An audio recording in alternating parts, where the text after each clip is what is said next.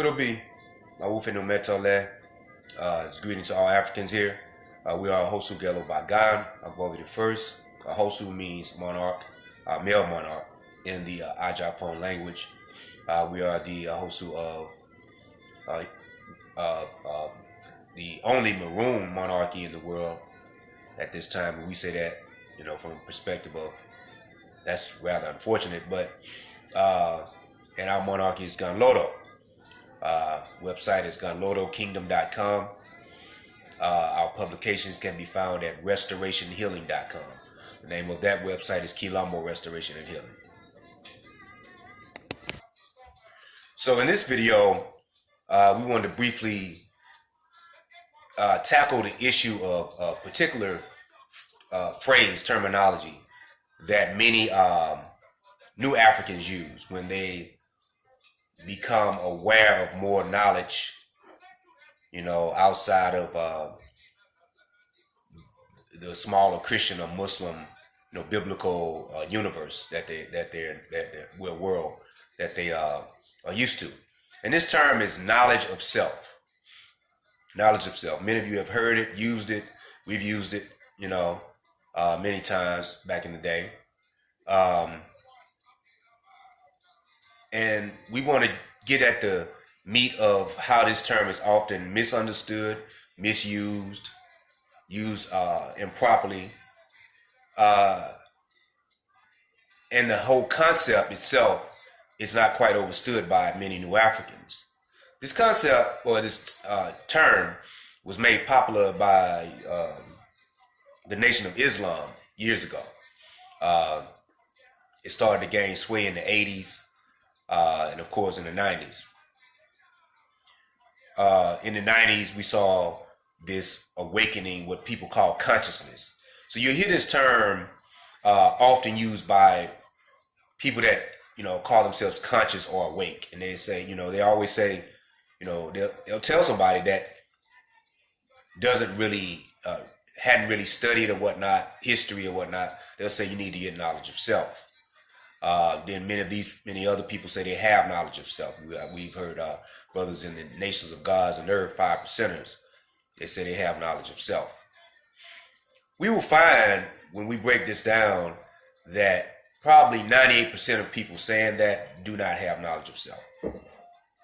So what is usually termed as knowledge of, well, not termed, but what is usually given as the definition of knowledge of self, or examples of knowledge of self, is someone who knows maybe a great deal or a decent deal about history, like African history, Black history, so-called Black African American history and whatnot. Many of them have changed their names either legally or just in social use. And they have left what they feel are oppressive religions that were brought to us in an oppressive way, Christianity and Islam. Some of them are still in those traditions. It's rare that you hear many Christians say knowledge of self, but then you may get some of the Black Power Christians, to say, they have knowledge of self, And this is often concluded, that knowledge of self is basically, declaring that you're African or that you're Black, that you're, the mythological Jesus was Black, or the mythological Abraham was Black, or mythological Muhammad was Black, just painting stuff Black. And all of a sudden this means knowledge of self. This is incorrect. The self is the soul and the mundane person, the physical and the soul. The soul is the set in the phone tradition, in the Agile phone tradition culture or in Vodun. So when we look at, African culture, we see that just by that statement, there is a spiritual and physical or mundane, rather, part of knowledge of self. On the let's say, spiritual side. We have ceremonies and readings that we do with the Ifa Oracle or Ifa Oracle, whereas we find out a person's destiny. We call that Hendowa in Fon. You find out the person's Odu. You know, that's the mark that they came into the world with. That's their personal sacred book, if you will. Of course, there are 16 major, 256 major Odu, 16 major Odu, 256 overall, 240 minor Odu, so to speak. And each of us come into the world with at least one of those Odu. And so this Odu, we call it Poli in the Aja phone culture, Vodun. This Poli details how we should navigate life, right? And there are other readings that give you other details about your life also. But we're talking about culture now. And see, this is a key thing in relation to that knowledge of self phrase. So when you have culture, you have more knowledge of self. You don't just read a bunch of history or like just claim a culture and then all of a sudden now you have knowledge of self. That's not knowledge of self. Not the way knowledge of self has been really carried out by New African people is very, very lightweight. But they say it with such authority, right? Especially towards those they feel don't have knowledge of self. But they really are not in a position any better than the person that they claim don't have knowledge of self. Let's tell you why. So we have the spiritual component we talked about, destiny readings and whatnot. A lot of times in these readings you find out what deity is at your, people say your head Orisha, head deity. The deity that walks most with you, we like to say it like that. You find out things like that. You find out taboos. What are your taboos? What you should not be doing, what you should be doing. We have roots readings that give you your family name, your clan name, how your people were sold into captivity, what they were doing in Africa, Mawufe, before they were put into captivity. What happened to them when they came over here? Where were they over here? How did they come here? What was the circumstances of them being put into captivity? Who was the ancestor that was sold into captivity, or ancestors? Now, that leads us to our central point. One cannot have knowledge of self and not know exactly where they come from. And the only thing that really does that for us is the roots reading, and other ancestral readings that we can do.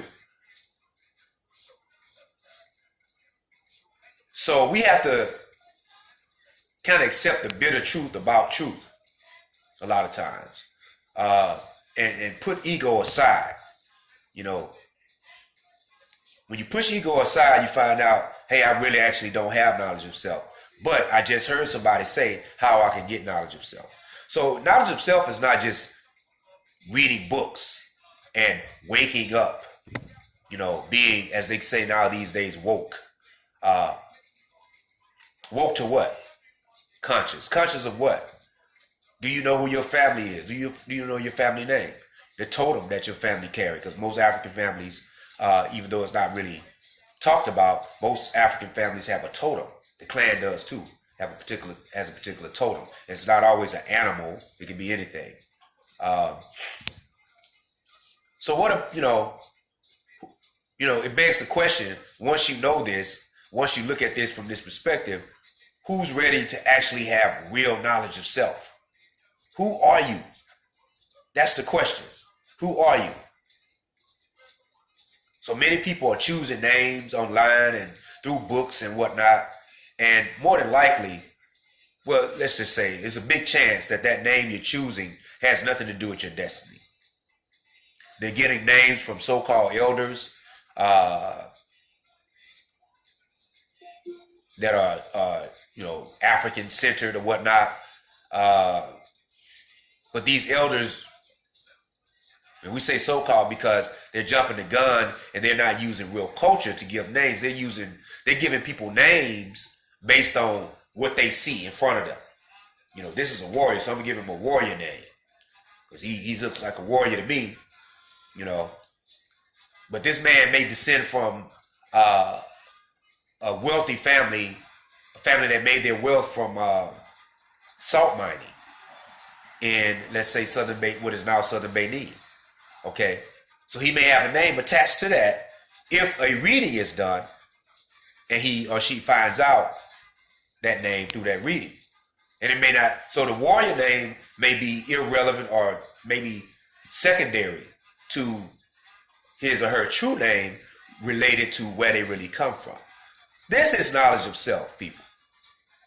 This is real knowledge of self. There's other stuff, and we understand. We are new Africans. We are having to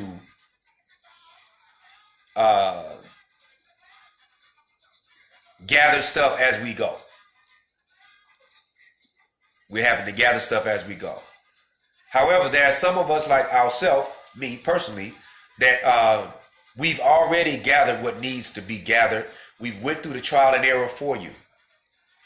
Many of you don't have to go through what some of us had to go through to get true knowledge of self. So that's what we're talking about. True knowledge of self means that you not only know your history, you not only know who the external enemy is, you know the internal enemy also. External enemy, we can identify them. They are the Yovo. They are the non-African. The internal enemy is the Yovo within. So that's knowledge of self also. Knowing your destiny, getting the proper readings, knowing the deity that your family worshipped. Not only the deity of your head, as they say, but the deities that are in your family and the primary deity. That's knowledge of self. Family name, clan name, true name that you're supposed to have. That's knowledge of self. Being spiritually elevated, working on, good character at all times. That's knowledge of self. All of this combines as knowledge of self. Not no gathering up and accumulating knowledge. That's not knowledge of self. No, that's not. So we need to rethink that. Once again, our website is Kilombo Restoration and Healing. That's where our publications are, restorationhealing.com. And our monarchy is gunlodokingdom.com. We may do a part 2 to this, but we hope that you get a good gist of what true knowledge of self is. Knowledge of self is knowing who you are as an African, not just knowing you are African, but who you are within that bigger scheme of being African. What is your ethnic origin? Are you from where you not, because people say, yeah, my DNA test says I'm from Nigeria and this and that. Then some of them, break down not clans, but ethnic groups, which is a little bit better. But then most of those tests are off. You can see our video and an article called "The False World of DNA Testing" on restorationhealing.com. But then from there, where do you go? You're Efik. Now what? What part of the Efik group are you from? What's the name of the family? What's the name of the clan? Once again, what's the name of the ancestor that was sold into captivity? So we just want to say that. We just want to say that. And hopefully this will start dialogue. Be blessed. Mau na blow. Mau jen. Odigba.